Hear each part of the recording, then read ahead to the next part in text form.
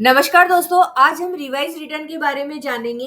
Assessment year 24-25 में return को revise करने के प्रोविजंस में चेंजेस किए गए हैं। वो क्या-क्या चेंजेस है वो भी हम समझेंगे।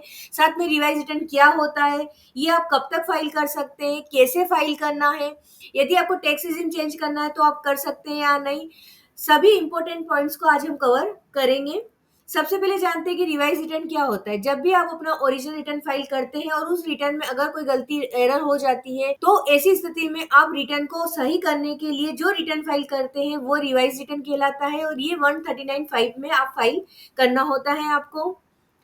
अब बात करते हैं कि रिवाइज रिटर्न आप कब तक फाइल कर सकते हैं। तो रिवाइज रिटर्न जो होता है वो आप जो रिलेवेंट असेसमेंट ईयर है उसके एंड होने के 3 मंथ्स पहले तक फाइल कर सकते हैं। इसका मतलब ये है कि आप अगर अभी हम बात करें फाइनेंशियल ईयर 23-24 असेसमेंट ईयर 24-25 के रिटर्न की, तो वो आप 31 दिसंबर 2024 तक फाइल कर सकते हैं। अच्छा, अगर आपने 139(1) में अपना ओरिजिनल रिटर्न फाइल किया है, मतलब कि ड्यू डेट के पहले अपना आईटीआर फाइल किया, तो उसको आप रिवाइज कर सकते हैं। साथ में यदि आपने आफ्टर ड्यू डेट भी अगर रिटर्न फाइल किया है, बिलेटेड रिटर्न जो कि 139(4) में फाइल होता है, उसको भी आप रिवाइज कर सकते हैं। तो हम देखते हैं कि क्या चेंजेस हुए हैं। तो देखिए, अभी जैसा कि आप जानते हैं कि हम हमारा इनकम टैक्स रिटर्न जो फाइल करते हैं या तो न्यू टैक्स रेजिम से हमको फाइल करना होता है या ओल्ड टैक्स रेजिम से हमको फाइल करना होता है। तो उस केस में आप अपने टैक्स रेजिम को कैसे चेंज कर सकते हैं वो हम समझते हैं। देखिए, यदि आपने आईटीआर 1 और या आईटीआर 2 फाइल किया, इसका मतलब कि आपकी कोई बिजनेस प्रोफेशन की इनकम नहीं होगी। आईटीआर 1 और 2 के केस में यदि आप 31 जुलाई तक रिवाइज कर देते हैं, 31 जुलाई तक अगर रिटर्न रिवाइज कर देते हैं तो आपका जो ओरिजिनल रिटर्न फाइल हुआ है और यदि वो under old tax regime file हुआ है, आपने पहले क्या किया, ओल्ड टैक्स रिजिम में फाइल किया, तो आप जो रिवाइज रिटर्न है वो न्यू टैक्स रिजिम से फाइल कर सकते हैं। ठीक है। अगर मान लीजिए कि आपने न्यू पहले जो ओरिजिनल रिटर्न था वो न्यू टैक्स रिजिम से फाइल किया है, तो आप revise return old tax regime से भी फाइल कर सकते हैं। मतलब 31 जुलाई तक आप ओल्ड या न्यू न्यू में आप चाहें तो देखिए, या तो आप सेम भी रख सकते हैं, यदि सेम नहीं रखते हैं तो आप अगर रिजिम को चेंज करना चाहते हैं तो कर सकते हैं। ओल्ड से न्यू भी कर सकते हैं, न्यू से ओल्ड भी कर सकते हैं। तब कब तक कर सकते हैं, यदि आपने रिटर्न को 31 जुलाई तक रिवाइज कर दिया है। जुलाई के बाद अपना आईटीआर फाइल रिवाइज करते हैं तो क्या होगा, देखिए उसका अगर आपने ओरिजिनल रिटर्न में ओल्ड टैक्स रिजिम लिया है तो आपको न्यू टैक्स रिवाइज रिटर्न आपको न्यू टैक्स रिजिम से फाइल करना होगा। और यदि आपने original return new tax regime से फाइल किया है तब भी आपको revise return new tax regime से ही फाइल करना होगा। ये बात की थी हमने आईटीआर 1 और 2 के केस में। अब बात करते हैं हम आईटीआर 3 और 4 जिसकी की बिजनेस और प्रोफेशन से भी इनकम हो और उनके पहले हम बात करेंगे नो टैक्स ऑडिट एप्लीकेबल, जिसके केस में टैक्स ऑडिट एप्लीकेबल नहीं है, तो उनके लिए ड्यू डेट क्या है, वही 31 जुलाई। तो यदि वो 31 जुलाई तक अपना आईटीआर रिवाइज करते हैं तो देखिए, आईटीआर 3 और 4 जब आप फाइल करेंगे तो आपको इसके साथ अपना आपको अगर आप पहली बार जो ओरिजिनल रिटर्न फाइल कर रहे हैं, अगर वो ओल्ड टैक्स रिजिम से फाइल कर रहे हैं तो आप रिवाइज रिटर्न भी आपको ओल्ड टैक्स रिजिम से ही फाइल करना होगा। ऐसा क्यों, क्योंकि देखिए आपने जब ओल्ड टैक्स रिजिम फाइल किया होगा तो आपको 10 IEA फॉर्म सबमिट करना होगा। तो इससे आप एक बार फॉर्म सबमिट कर दिया मतलब आपको ओल्ड टैक्स रिजिम से ही फाइल करना है। अगर आपने न्यू टैक्स रिजिम से ओरिजिनल रिटर्न फाइल किया है तो आप उसको चेंज कर सकते हैं, आप उसको ओल्ड टैक्स रिजिम में रिवाइज रिटर्न फाइल कर सकते हैं। लेकिन जब आप ओल्ड टैक्स रिजिम में फाइल करेंगे तो आपको फॉर्म 10 IEA सबमिट करना होगा। यदि ये जो रिवाइज है आप 31 जुलाई के बाद करते हैं, अगर आपने original return old tax regime से फाइल किया है तो आपको रिवाइज रिटर्न भी ओल्ड टैक्स रिजिम से ही फाइल करना होगा। सेम कैसे, क्योंकि आपने 10 IEA सबमिट कर दिया है। अगर आपने न्यू टैक्स रिजिम से फाइल किया है तो आपको रिवाइज भी न्यू टैक्स रिजिम से करना होगा। क्यों, क्योंकि 31 जुलाई के बाद आपको new tax old tax regime से आप ऑप्ट नहीं कर सकते, आपको न्यू टैक्स रिजिम से ही अपना आईटीआर फाइल करना होता है। अब हम बात करते हैं उनके लिए जिनके ऊपर टैक्स ऑडिट एप्लीकेबल होता है, तो उनको रिटर्न फाइल करने की ड्यू डेट होती है 31 अक्टूबर। तो यदि आपने 31 अक्टूबर के पहले आप अगर रिटर्न रिवाइज करते हैं तो ओरिजिनल रिटर्न यदि ओल्ड टैक्स रिजिम है तो रिवाइज भी आपका ओल्ड टैक्स रिजिम से होगा। ओरिजिनल यदि न्यू टैक्स रिजिम से है तो आप उसको ओल्ड टैक्स रिजिम में आप चेंज कर सकते हैं।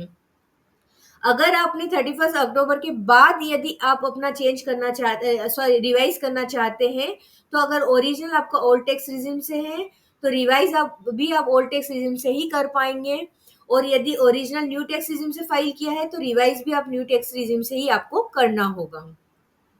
ये तो हमने बात की कि अगर आप टैक्स रिजिम में चेंज करना चाहें तो कैसे चेंज कर सकते हैं।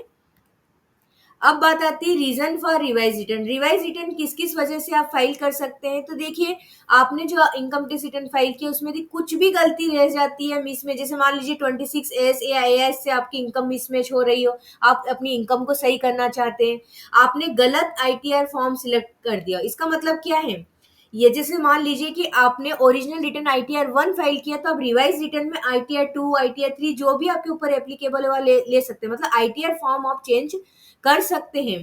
तो यदि आपने इनकरेक्ट आईटीआर फॉर्म ले लिया है तो आप उसको करेक्ट आईटीआर फॉर्म आप सबमिट कर सकते हैं। और यदि कोई इनकरेक्ट इनकम ही नहीं, इनकरेक्ट आपने डिडक्शन भी ली है, तो उसको भी आप करेक्ट कर सकते हैं रिवाइज रिटर्न में। अब बात आती है इम्पोर्टेंट पॉइंट्स क्या है, तो देखिए, आप जब भी कोई रिटर्न फाइल करते हैं तो अगर रिवाइज करना है तो आपका जो पहला ओरिजिनल रिटर्न है वो ई वेरीफाई होना जरूरी है, उसके बाद ही आप रिवाइज रिटर्न फाइल कर पाएंगे, नहीं तो नहीं कर पाएंगे। आप रिटर्न को कितनी बार रिवाइज कर सकते हैं, तो बिफोर ड्यू डेट, मतलब 31 दिसंबर तक आप जितनी बार चाहें उतनी बार रिटर्न को रिवाइज कर सकते हैं। इफ आईटीआर, यदि आपका आईटीआर मान लीजिए जो आपने ओरिजिनल रिटर्न फाइल किया है वो आपका प्रोसेस भी हो गया है, रिफंड भी आपको मिल गया है, और इंटीमे या फिर आपको इंटीमेशन भी आ गया अंडर सेक्शन 143(1) में, तो भी आप रिटर्न को रिवाइज कर सकते हैं, क्योंकि ये जो 143(1) में आता है ये आपका असेसमेंट नहीं होता है, ये आपका इंटीमेशन होता है। तो आप, ये सब हो गया है तो भी आप अपने रिटर्न को रिवाइज कर सकते हैं। यदि आपने रिफंड आप पहले आ चुका है आपका, तो आप जब रिवाइज रिटर्न फाइल करेंगे तो उसमें आप अपना टैक्स का पेमेंट कर सकते हैं। अब बात करें कि इसमें प्रोसेसिंग में रिवाइज रिटर्न को प्रोसेस होने में कितना टाइम लगता है, तो रिवाइज रिटर्न को प्रोसेस होने में जो ओरिजिनल रिटर्न जैसे प्रोसेस होता है वैसे ही सेम टाइम लगता है इसको भी प्रोसेस होने में। प्राइस रिटर्न और बिलेटेड रिटर्न में क्या डिफरेंस होता है, तो देखिए, अगर आपने रिटर्न फाइल ही नहीं किया है बिफोर ड्यू डेट, तो अगर आप उस ड्यू डेट निकल गई है और जो रिटर्न आप फर्स्ट टाइम आप फाइल कर रहे हैं वो होता है आपका बिलेटेड आईटीआर। बिलेटेड रिटर्न आपका ड्यू डेट के बाद होता है, रिवाइज रिटर्न आपको या तो ड्यू डेट के पहले फाइल किया हो या ड्यू डेट के बाद बिलेटेड किया हो, दोनों को सुधारने के लिए आप रिवाइज रिटर्न फाइल करते हैं। अब हम देखते हैं कि हम हमारे इनकम टैक्स रिटर्न को कैसे रिवाइज कर सकते हैं। तो इसके लिए आप अपने को इनकम टैक्स की साइट पे आकर लॉगिन करना है। लॉगिन करने के बाद ई फाइल में इनकम टैक्स रिटर्न में फाइल इनकम टैक्स रिटर्न पर क्लिक कर दें। उसके बाद असेसमेंट ईयर सिलेक्ट कर लें, ऑनलाइन मोड सिलेक्ट करके या कंटिन्यू पर क्लिक कर दें। अब ऑफलाइन भी फाइल कर सकते हैं। स्टार्ट न्यू फाइलिंग करेंगे, स्टेटस सिलेक्ट करके कंटिन्यू पर क्लिक कर देंगे। जो आईटीआर फॉर्म अब आप रिवाइज में फाइल करना चाहते हैं वो आईटीआर फॉर्म सिलेक्ट कर लेंगे। उसके बाद लेट्स गेट स्टार्टेड पर क्लिक कर दें। अब कि क्यों आप रिटर्न फाइल कर रहे हैं वो सिलेक्ट कर ले, कंटिन्यू पर क्लिक कर दें, ओके करें। अब देखिए, सबसे पहले आती है आपकी पर्सनल इंफॉर्मेशन। तो ये जो शेड्यूल में आपकी जो पर्सनल इंफॉर्मेशन है इसमें आपको जाना है, और यहाँ पर आपको फाइलिंग सेक्शन में सिलेक्ट करना है आपको 139(5), जो कि किसके लिए है, रिवाइज रिटर्न के लिए। और उसके बाद आपको यहाँ पर जब आप रिटर्न रिवाइज करेंगे तो यहाँ पर receipt number of original return का रिसिप्ट नंबर, एक्नॉलेजमेंट नंबर जो होता है वो और उसकी डेट आपको यहाँ पर देना होगी। बस ये चेंज है, बाकी पूरा आईटीआर आपका फाइल करने की प्रोसेस सेम है। और कैसे आईटीआर फाइल करना है उसके लिए मैं वीडियो बनाए हुए हैं, उसकी लिंक आपको डिस्क्रिप्शन बॉक्स में मिल जाएगी। यहाँ पर एक क्वेश्चन ये भी आता है कि हम यहाँ पर जो रिटर्न की एक्नॉलेजमेंट नंबर लिखेंगे तो वो कौन सी लिखेंगे। जैसे मान लीजिए आपने फर्स्ट रिटर्न आपका ओरिजिनल रिटर्न था, फिर उसको रिवाइज करने के लिए आपने रिवाइज रिटर्न फाइल किया, अब फिर से आप रिवाइज रिटर्न फाइल कर रहे हैं, तो अब जो एक्नॉलेजमेंट नंबर आएगा ना वो आपका जो लास्ट में जो रिटर्न आपने रिवाइज रिटर्न फाइल किया था उसकी एक्नॉलेजमेंट नंबर आती है। वीडियो पसंद आया हो तो इसको लाइक और शेयर करना ना भूलें। Thank you.